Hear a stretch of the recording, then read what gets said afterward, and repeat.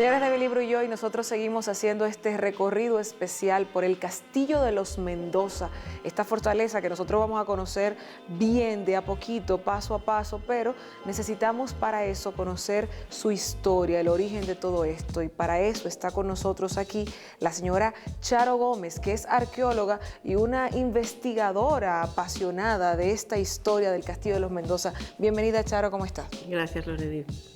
Qué bueno. Mira, Charo, nosotros primero queremos conocer cómo surge esta edificación, en qué momento se empieza a desarrollar. Sabemos que es a mediados del siglo XV, 1475 por ahí, pero ¿cómo surge la iniciativa de hacer este castillo?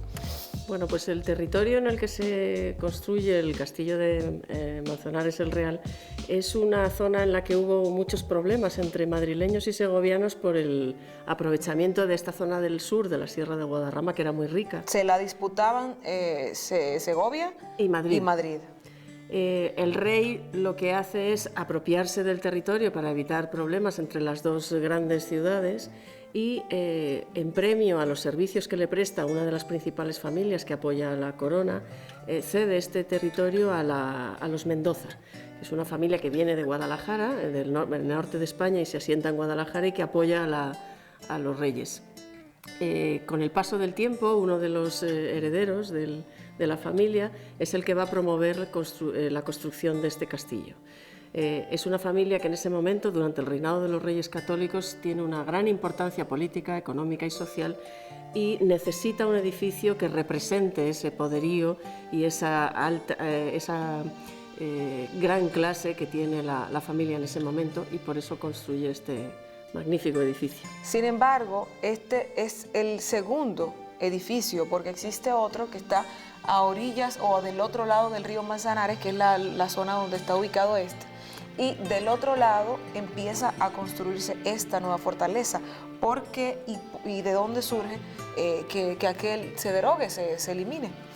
Bueno, ese castillo es el primero del que se conoce muy poco sobre su fecha y promotor de la construcción. Lo que sí sabemos es que en el momento en que se construye este castillo, económicamente es muy costoso mantener dos fortalezas, y además puede ser un sitio en el que, una vez abandonado, el enemigo puede ocuparlo, con lo cual lo que se hace es derruirlo parcialmente, y parte de los materiales se utilizan en la construcción de este nuevo edificio. Y este edificio, aparte de costoso, según tengo entendido, el anterior, el viejo, podía albergar a los enemigos también en caso de que se quedara erguido. Claro, es un punto débil a la hora de defender el territorio del Real de Manzanares. Ahora, por eso no debe estar en pie. ¿Quién es que empieza a vivir y por qué tiempo aquí en el Castillo de los Mendoza cuando termina la construcción? El que promueve el castillo y el primero que lo habita, y de hecho murió en Manzanares el Real, fue el primer duque del Infantado, que es don Diego Hurtado de Mendoza. Una vez muere el primer duque, su hijo, don Íñigo López de Mendoza, continúa las obras.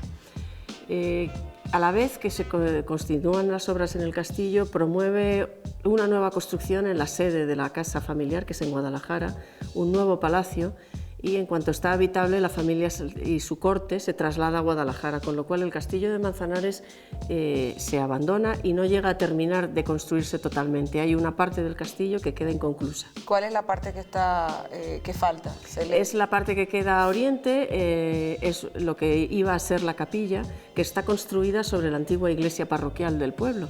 Los duques se apropian de la parroquia, de la villa de Manzanares, y promueven también la construcción de una nueva iglesia parroquial, que es la que podemos ver hoy en el pueblo, la iglesia de Nuestra Señora de las Nieves. Así es. El castillo vemos que es bastante grande, tiene muchísimas áreas, y eso era necesario para la época, o era también parte de ejercer el poder. Mientras más grande, más poder tenía.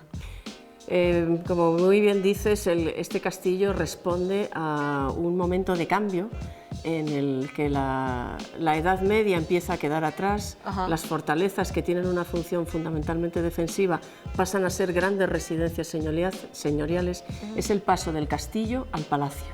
Okay. Entonces hay salas de representación, grandes salones donde celebrar, donde representar y elementos más estéticos que defensivos, como son los miradores, las ventanas decoradas, los escudos en las fachadas y en los interiores, que hacen un poco propaganda de la familia y del poder que tiene y del nivel político, social y económico en el que está situada. Pero también hay un punto interesante que mencionabas ahí, Charo, y es el hecho de que estamos haciendo un cambio de época, de la Edad Media a la Edad moderna, sería.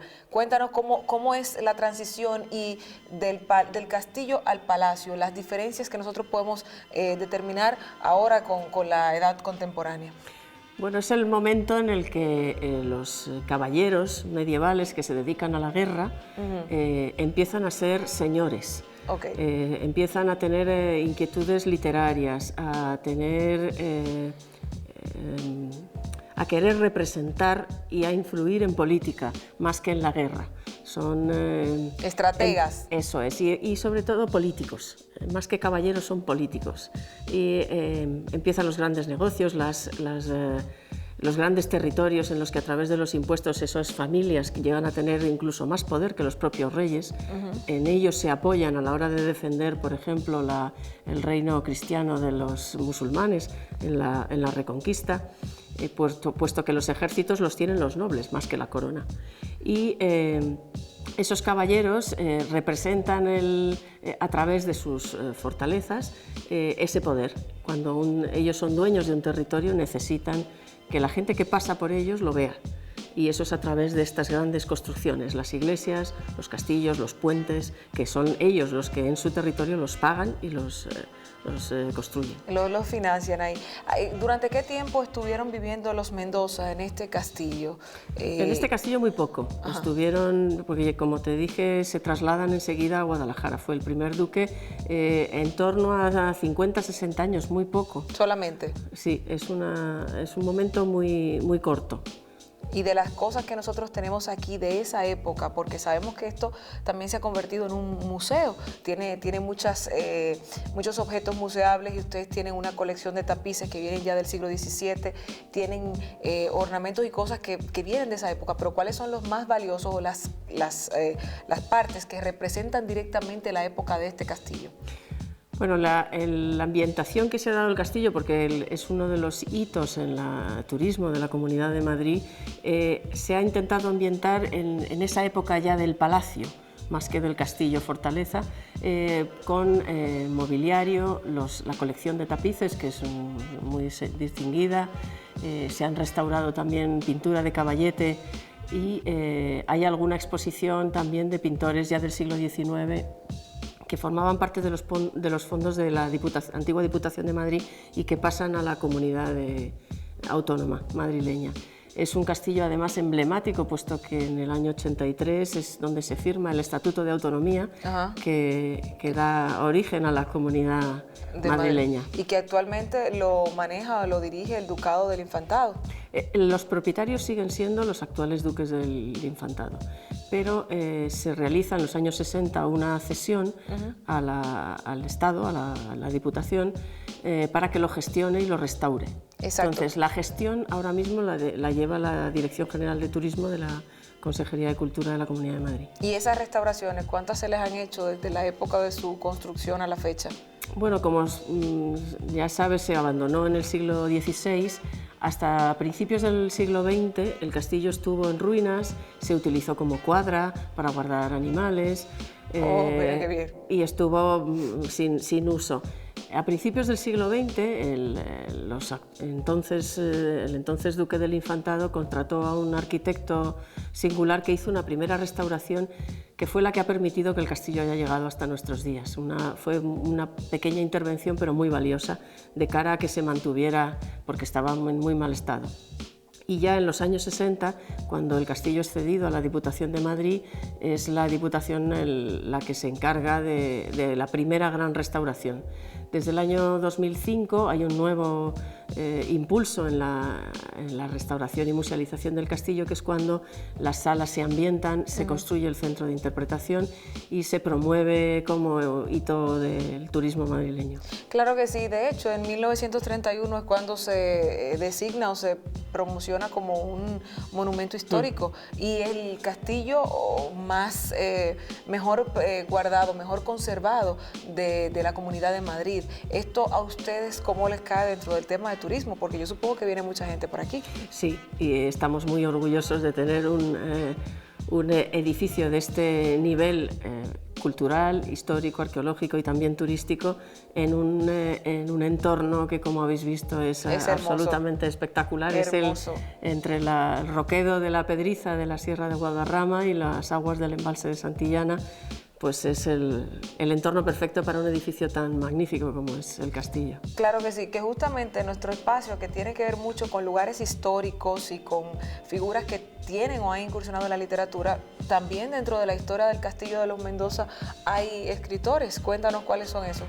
Bueno, el padre del constructor del castillo, don Íñigo López de Mendoza, fue un gran guerrero. Tenía un gran ejército, pero además también fue un hombre muy sensible a las letras. Él escribió una serie de versos cortitos, lo que llaman serranillas, que están inspiradas en la naturaleza, un ambiente pastoril y muy bucólico, y también introduce los nuevos metros de la poesía humanista. Por eso la familia Mendoza no es solamente guerrera, sino también ha tenido una gran aportación para la literatura castellana. Excelente. Mira, tú sabes lo que yo quiero ahora, Charo, que vayamos a conocer algunas áreas del castillo, porque la gente ya sabe cuál es la historia, sabe quiénes vivieron aquí, sabe qué es considerado y la importancia que tiene para la Comunidad de Madrid y para la zona de Manzanares el Real, que sobre todo lo enaltece bastante, y el río Manzanares, que está aquí justito al lado nuestro. Entonces vamos a conocer un poco de eso, ¿te parece? De acuerdo. Bueno, pues nosotros seguimos con mucho más aquí en Mi Libro y Yo. Seguimos con Charo Gómez, que es arqueóloga y una investigadora que nos estará dando este recorrido por este Castillo de los Mendozas en la Comunidad de Manzanares el Real, aquí en Madrid, España, para ustedes en República Dominicana.